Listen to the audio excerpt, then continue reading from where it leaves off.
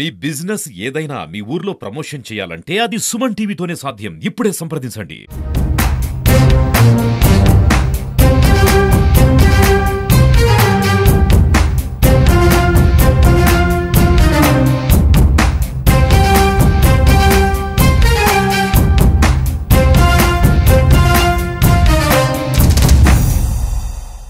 కలియుగ ప్రత్యక్ష దైవం తిరుమల శ్రీ వెంకటేశ్వర స్వామి తోబుట్టుగా భావించేటువంటి తిరుపతి శ్రీ తాతాయిగుంట గంగమ్మ ఆలయ పాలక మండలి నియామకంపై ఉత్కంఠ నెలకొంది.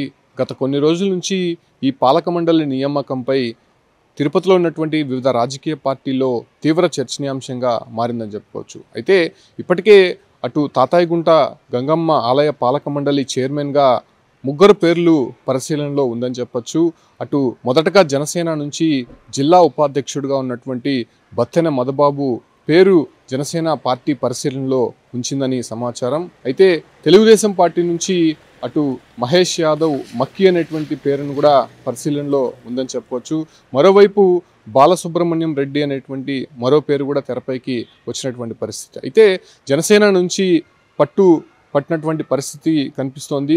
ఇక్కడ ఉన్నటువంటి లోకల్గా ఉన్నటువంటి నాయకులు కావచ్చు, అంటే జిల్లా స్థాయి రాష్ట్ర స్థాయి నాయకులు కూడా బత్తెన మధుబాబుకే తిరుపతి తాతాయిగుంట గంగమ్మ ఆలయ చైర్మన్గా ఇవ్వాలి, ఖచ్చితంగా ఆయన పేరునే ప్రతిపాదించాలని చెప్పి కూడా ఇప్పటికే నిర్ణయం తీసుకున్నట్టయితే తెలుస్తుంది. అయితే బత్తెన మధుబాబు మొదటి నుంచి కూడా పార్టీకి విధేయుడిగా ఉంటూ అటు పార్టీలో జరుగుతున్నటువంటి క్రియాశీలక కార్యక్రమాల్లో కూడా అతను చురుగ్గా పాల్గొంటాడని చెప్పి కూడా పేరుంది. మరోవైపు ఎక్కడ ఎటువంటి కార్యక్రమం జరిగినా కూడా అతను అన్నదానం చేసేటువంటి పద్ధతి అతనికి మొదటి నుంచి కూడా ఉంది. దాంతోపాటు కూడా అతన్ని డొక్కా సీతన్న అనేటువంటి పేరు కూడా పిలుస్తూ ఉంటారు. సో ఈ రకంగా బత్తెన మధుబాబు పేరును అటు జిల్లా అధ్యక్షుడు పసుపులేటి హరిప్రసాద్ కూడా ప్రతిపాదించారు. ఆయన చెప్తూ ఎమ్మెల్యే కూడా బత్తెన మధుబాబుకే సపోర్ట్ ఉన్నాడు అనే విషయాన్ని కూడా ఆయన చెప్పడం జరిగింది. అయితే మరోవైపు తెలుగుదేశం పార్టీ నుంచి అటు మహేష్ యాదవ్ మక్కి అనేటువంటి పేరు వినిపిస్తోంది. ఇతను సుదీర్ఘ కాలంగా తెలుగుదేశం పార్టీలో క్రియాశీలకంగా పనిచేస్తూ ఉన్నాడు.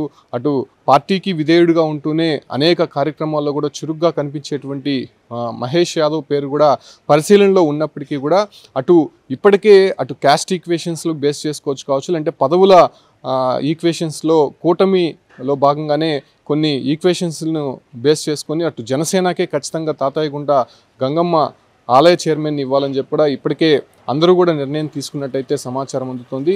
ముఖ్యంగా అటు అన్నగా భావించేటువంటి వెంకటేశ్వర స్వామికి తెలుగుదేశం పార్టీ నుంచి ప్రతిపాదించిన బిఆర్ నాయుడును చైర్మన్గా ప్రతిపాదించినప్పటికీ కూడా అటు వెంకటేశ్వర స్వామి సోదరుగా ఉన్నటువంటి తాతాయిగుంట గంగమ్మ ఆలయ చైర్మన్కి సంబంధించి జనసేనకి ఇవ్వాలి, తమకే ఆ పదవి దక్కాలని చెప్పి కూడా అటు జిల్లాలో ఉన్నటువంటి జనసేన పార్టీ నాయకులంతా కూడా బత్తెన మధుబాబుకి మద్దతు పలుకుతున్నటువంటి పరిస్థితి కనిపిస్తుంది. మరోవైపు తెలుగుదేశం పార్టీ నుంచి రెండు వర్గాలుగా ఈ నియామకంపై కసరత్తు చేస్తున్నట్టు తెలుస్తోంది.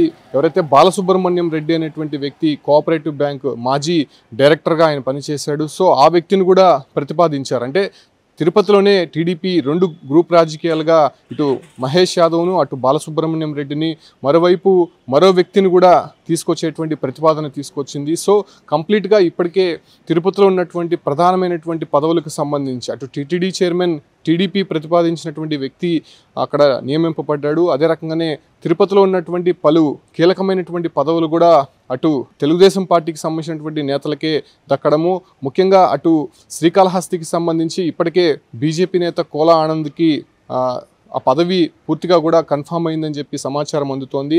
దాంతోపాటు కూడా జిల్లాలో ఉన్నటువంటి మరిన్ని ప్రముఖ ఆలయాలకు సంబంధించి అటు గూడూరులో ఉన్నటువంటి ముత్యాలమ్మ ఆలయానికి ఇప్పటివరకు కూడా చైర్మన్ని నియమించలేదు. మరోవైపు పల్లికొండేశ్వర స్వామికి సంబంధించి సురుట్టుపల్లిలో ఉన్నటువంటి ఆలయానికి కూడా ఇప్పటివరకు చైర్మన్ తో పాటు పాలక మండలి కూడా నియమించలేదు. దాంతోపాటు కూడా అటు కాణిపాకం కావచ్చు, అంటే పొంగునూరులో ఉన్నటువంటి బోయకొండ ఆలయం, వీటన్నిటికీ కూడా ఇంకా చైర్మన్లు నియమించకపోవడము, ఇప్పటికే కూటమి ప్రభుత్వం ఏర్పడి దాదాపు 1.5 సంవత్సరం అయిపోతుండడంతో ఇక్కడ ఉన్నటువంటి ఆశావహులు పార్టీ కోసం అహర్నిశలు కృషి చేసినటువంటి వారంతా కూడా కొంత అసంతృప్తితో ఉన్నట్టయితే తెలుస్తుంది. ముఖ్యంగా అటు అధిష్టానం కూడా తలనొప్పిగా మారినటువంటి వ్యవహారం ఏంటంటే ఇక్కడ కూటమి నాయకులకి ఎవరికి న్యాయం చేయాలి, పార్టీలో ఉన్నటువంటి వాళ్ళందరూ కూడా క్రియాశీలకంగా పనిచేశారు. గతంలో ఉన్నటువంటి వైసీపీ ప్రభుత్వంలో అనేక కేసులు కూడా ఎదుర్కొన్నటువంటి నేపథ్యంలోనే ఎవరికి ఇవ్వాలి, ఏ పార్టీ వారికి ఇవ్వాలి అనే దానిపైన కూడా ఇప్పటికే మల్లగులాలు పడుతున్నటువంటి నేపథ్యంలోనే తిరుపతి తాతాయిగుంట గంగమ్మ ఆలయ చైర్మన్ ఎవరికి దక్కబోతుందనే దానిపైన కూడా ఉత్కంఠ నెలకొంది. ఇప్పటికే పాలక మండలి సభ్యులకి సంబంధించి దాదాపు 40 మందిగా ఇప్పటికే రిజిస్ట్రేషన్ చేసుకున్నట్టయితే పరిశీలనలో ఉందని చెప్పుకోవచ్చు. కేవలం 6 మందికి మాత్రమే అక్కడ అవకాశం ఉంటుంది. ఒక చైర్మన్ ఉంటాడు. అయితే చైర్మన్ పదవి మాత్రము ఇటు జనసేనకి దక్కనుందా లేకపోతే టీడీపీకి దక్కనుందా అనే దానిపైన కూడా ఉత్కంఠ కొనసాగుతోంది. కాబట్టి అటు ఏదైతే అన్నగా ఉన్నటువంటి వెంకటేశ్వర స్వామి చైర్మన్గా టీడీపీ ప్రతిపాదించినటువంటి వ్యక్తి ఉండగా చెల్లిగా భావించేటువంటి తాతాయిగుంట గంగమ్మ ఆలయ చైర్మన్ మాత్రం జనసేనకే దక్కాలని చెప్పి గట్టిగా కూర్చున్నటువంటి జనసేన నాయకులకు ఏ రకంగా పార్టీ అండగా ఉండబోతుంది, ఏ రకంగా ఆ సిఫారసుని కన్ఫర్మ్ చేయబోతుందో చూడాల్సి ఉంటుంది. అయితే ఇప్పటికే పవన్ కళ్యాణ్ దృష్టికి కూడా మధుబాబుకు సంబంధించినటువంటి ప్రతిపాదన వెళ్ళినట్టయితే తెలుస్తుంది. ఇక్కడ జిల్లా నాయకులతో పాటు రాష్ట్ర నాయకులు కూడా మధుబాబుకి ఖచ్చితంగా ఇవ్వాలి, ఎందుకంటే అతను పార్టీలో క్రియాశీలకంగా ఎప్పటి నుంచో పనిచేస్తూ ఉన్నాడు. కాబట్టి ఖచ్చితంగా ఆ ఒక్క పదవిని మధుబాబుకే దక్కించాలని చెప్పి కూడా వాళ్ళు కూడా సిఫారసు చేసినటువంటి నేపథ్యంలోనే అటు తెలుగుదేశం పార్టీ నుంచి 3 వ్యక్తుల పేర్లు 3 గ్రూపులుగా విడిపోయి అటు అధిష్టానం ముందు ఉంచినటువంటి పరిస్థితి. మరికొన్ని రోజుల్లోనే ఈ ఒక్క నామినేటెడ్ పదవులంతా కూడా భర్తీ చేసేటువంటి అవకాశం కనిపిస్తుండడంతో ప్రస్తుతం తిరుపతి తాతాయిగుంట గంగమ్మ ఆలయ చైర్మన్ ఎవరికి ఇవ్వబోతున్నారని దానిపైన ఉత్కంఠ కొనసాగుతోంది.